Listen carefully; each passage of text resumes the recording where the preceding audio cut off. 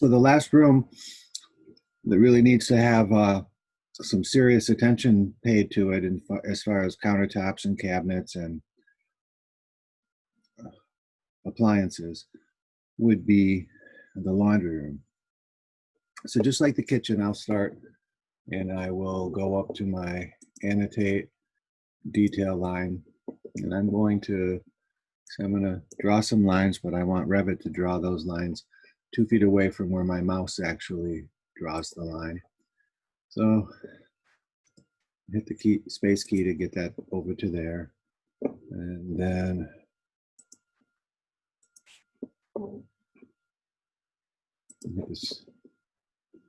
hit the space key again to get the line over there. So what I'm drawing in right now are the countertops, but using just the guidelines. And of course, you remember from the kitchen,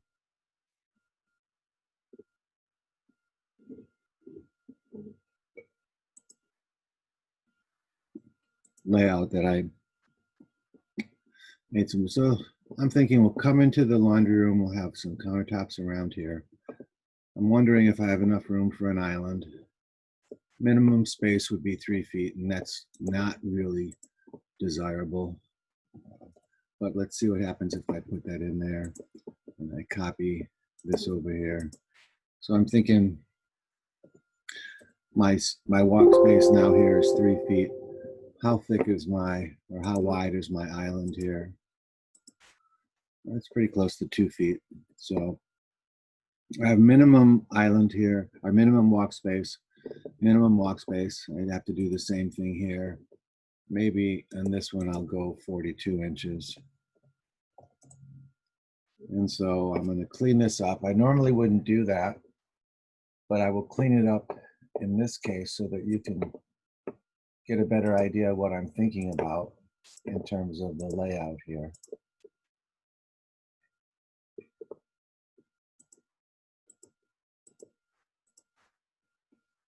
So that's kind of what I'm thinking about to begin with here, is that I'd like a nice folding table in the middle. It'd be nice if it were a peninsula that actually came off of the wall here, but I can see that I can't do that because I need to move this door over. So I need to move it so that it doesn't open up into the countertop. And then I need to move it another 6 inches so that I have my returns on the side. I could maybe make that door a little, I could definitely make that door a little bit smaller, which might be an option. So I can see that I can't have a peninsula here. I'm really going to have to annotate, detail line, and 3 feet on this side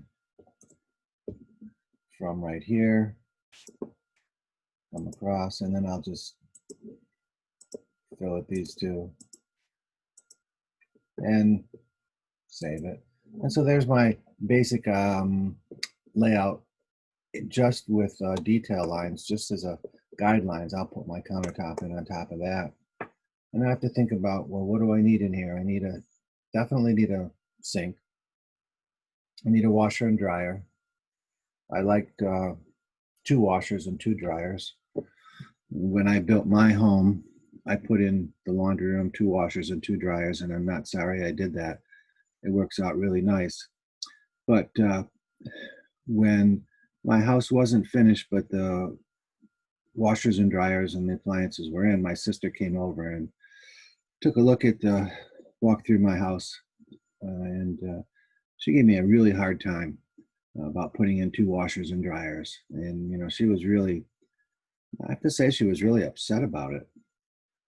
And she kind of said, that I was acting nouveau riche because I was putting in 2 washers and 2 dryers, but it really functions really well.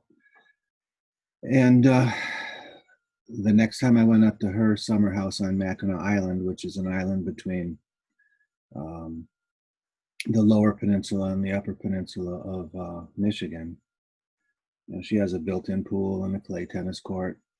She's right on the water there. It's a very nice place. And I went into her laundry room, and guess what she did? She put in 2 washers and dryers too.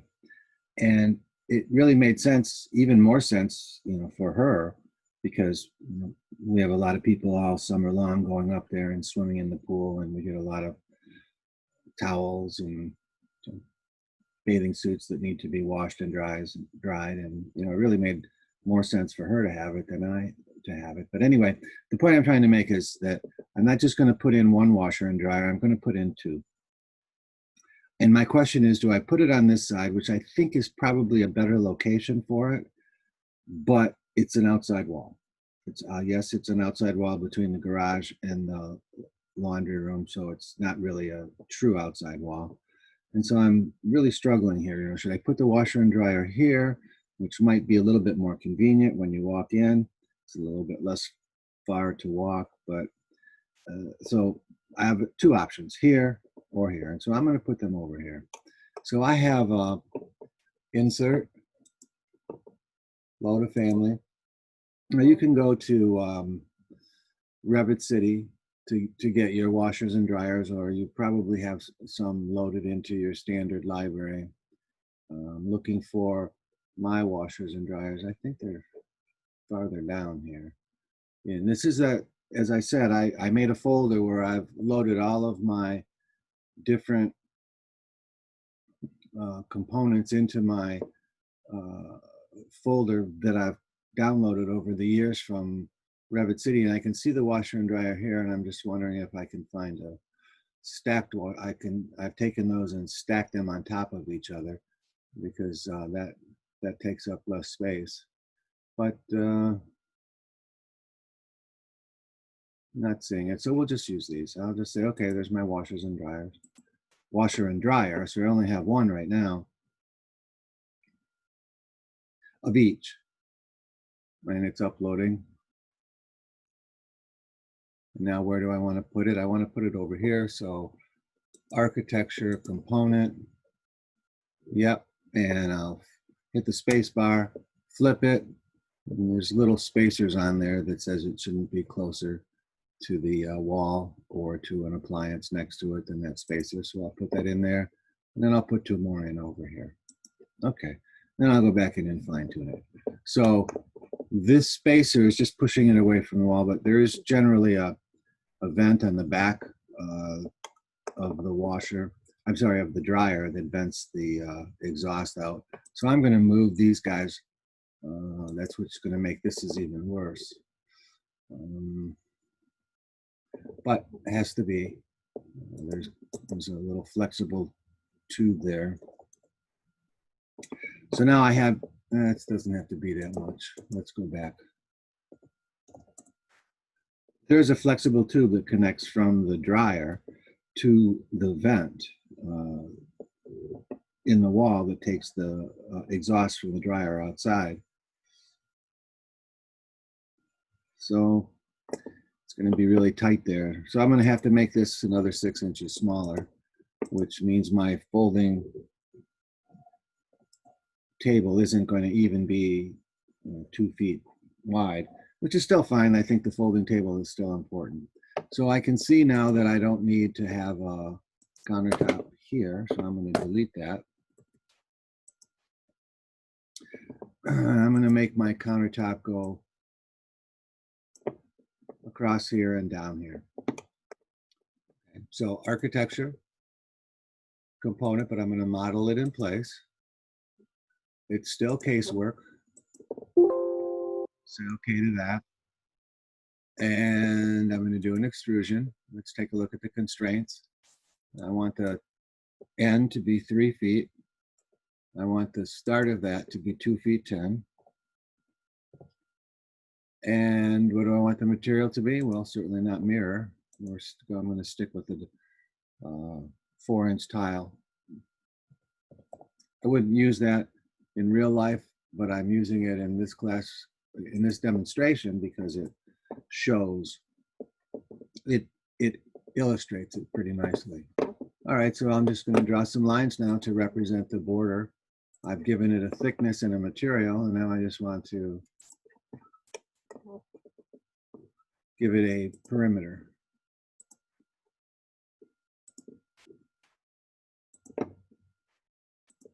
Okay. Accept that. And this has to be the same thing, right? It has to be a countertop. So I will architecture, component, model in place, casework. Okay. Now it's casework 18. And I'm going to do an extrusion. Let's see if it defaults to my last selections, and that's true. Everything looks good. I'll use the rectangle here real quickly just to draw from here to here. Say okay. Say okay. And so now I basically have the thing other than the sink. Let's put the sink in now. Insert. Well, no, let's use the what happened over here? Look at my countertop actually goes into my sink now.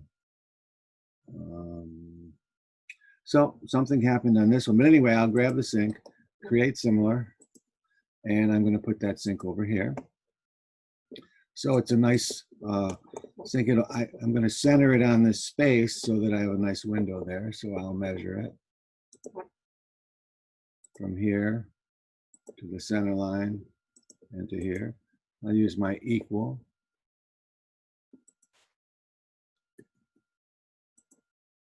And delete, unconstrained. And so now when we go into the laundry room, got my washers and dryers. Normally, not normally, I would say, but often I might stack those instead of putting them next to each other. And that would give me more counter space, but I think there's plenty of counter space here. So let's go in here and let's cut the opening. So I'm going to select the counter, edit in place.